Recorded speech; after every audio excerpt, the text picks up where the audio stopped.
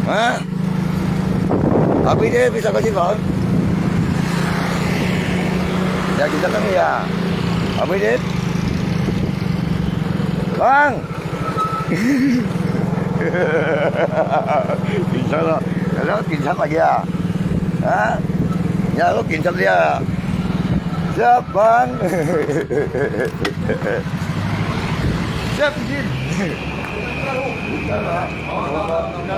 Ya saya itu kemarin yang kena dia pak bikin laporan pencuri itu ini rumah itu kurang ajar. Masih ngomong dia pak. Kurang ajar. Betul. No. Wih.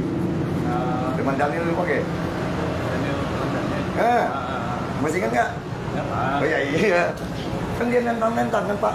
Maksudnya tibalin sekalian aja yang sudah main kita kan gitu. Wah aja loh. Ya. Kita nggak ada masalah dihina-hina pencuri lah, penipu lah. Kurang ajar nggak Bang? Lapor lah atau yang kita curi betul nggak? Ngolok-ngolok mereka. Ya, makasih ya Pak ya. Gitu Pak ya. Terima kasih.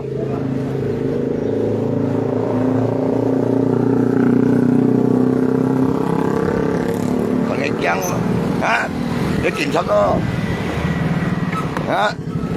ngay tay tôi đó ngay chính những video lewat nhà mẹ kia như vậy kita này cần start đi rồi dần cái anh giúp xong như dần kề cái anh giúp xong à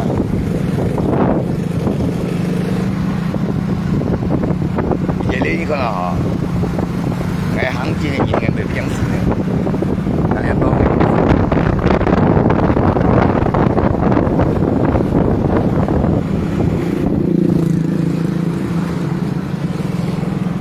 Yang nyame ni kalau kali nyame jadi mau bayar. Ya, ini mau membuat rusak hingga di bawah. Perlu di bawah ngajau nyame ya. Kalau di bawah ngajau nyame ya. Bản thân chỉnh trong tiểu nhà cái này thì còn hấp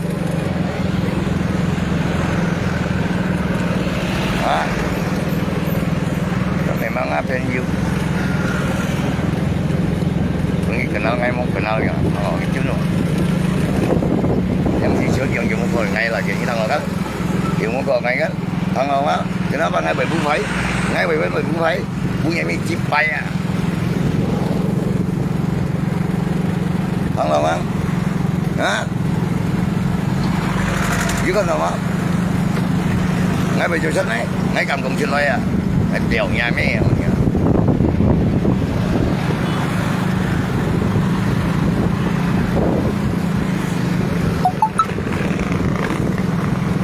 Ngay bị dân xì về.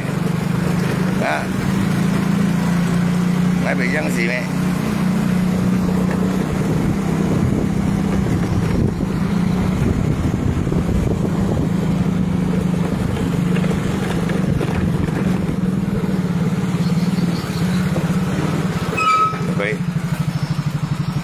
Con nó kan pincat cái đường càng ngày thì cũng hơn thì là con vậy là emangnya ngay 7 phút phay như này như vậy con nó ini kok kali kita dengan yang chính yang chiếm nhiều như con nó là你参我hay còn như thế vậy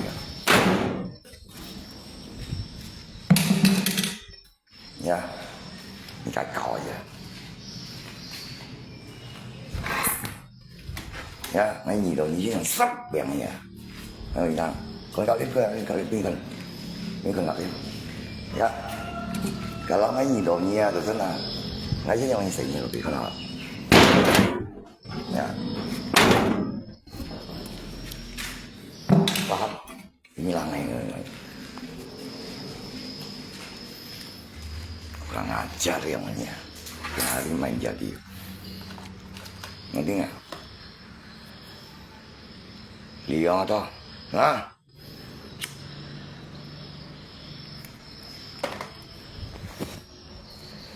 dia ini ancaman ini kebiasaannya Ngai laporinnya. Ni dah sia dulu mai. Jitin sia ni dulu mai. Ya, lelet ngai mau hapus ah, ngai bunyi makan siang dia. Oke, ngai 休息了吗？